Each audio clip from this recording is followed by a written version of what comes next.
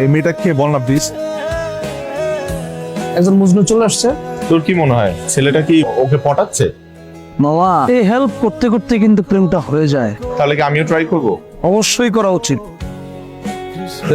আমি স্যারের সাথে কথা বললাম, 1 টাকা বাকি রাখলেও হবে না। তাহলে আমি এখন কি করব? 20,000 টাকা কোনোভাবেই ম্যানেজ করা যায় না? আচ্ছা দেখি কি করা যায়, পেপারস গুলো রাখো। আচ্ছা আমি কি কোনো হেল্প করতে পারি? কিন্তু টাকাটা ব্যাক দিতে হবে কবে? যেদিন পারবে সেদিন। 5 মিনিট দাও। আমরা কি কালকে 1 কাপ কফি খেতে পারি একসাথে? ওকে। তোমার শরীর কি অবস্থা এখন? আগের মতোই শ্বাসকষ্টের একটু পাস। তোমার তো কত বললাম ডাক্তারের কাছে যাও, ডাক্তারের কাছে যাও, আমার কথা তো শুনো না। ডাক্তার দিক তো দেখে কোনো লাভ হয় না, খামাখা টাকা পয়সা খরচ হয়।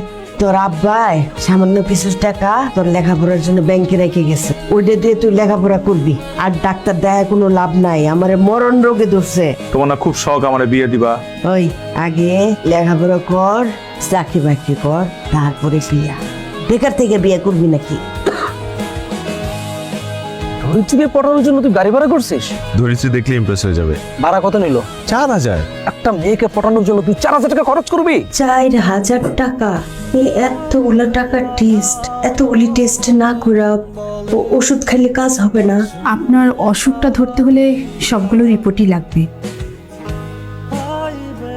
আসলে আমার খুব ইচ্ছে ছিল আমার রাজ্যের মহারানীকে, মানে তোমাকে, কোন একটি মনোরম পরিবেশে কফি খাওয়াতে নিয়ে যাব। আমি বুঝি মহারানী? যে এই যে মহারানী, আপনার কফি। আমি তো ভেবেছিলাম আপনি কোনো কফি শপে নিয়ে আমাকে কফি খাওয়াবেন।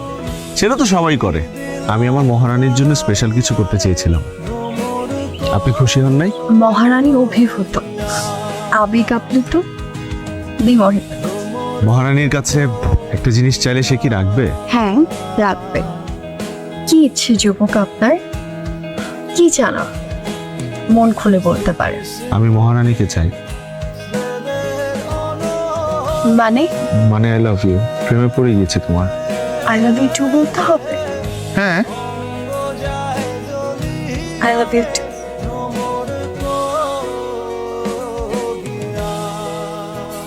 কি সামা? সত্যি না, হ্যাঁ কাজ উঠছিল। তুই আমার নিয়ে কোনো চিন্তা ভাবনা করিস না, তুই ভালো করে লেখাপড়া কর। দেখ, এই যে আমি অসুস্থ, আমার সমিতির চাকরিটাও চলে গেল, তুই লেখাপড়া কর। ভালো লেখাপড়া করে ভালো চাকরি নিতে হবে। ড্রেস চেঞ্জ করতে গিয়ে খুলে গেছে।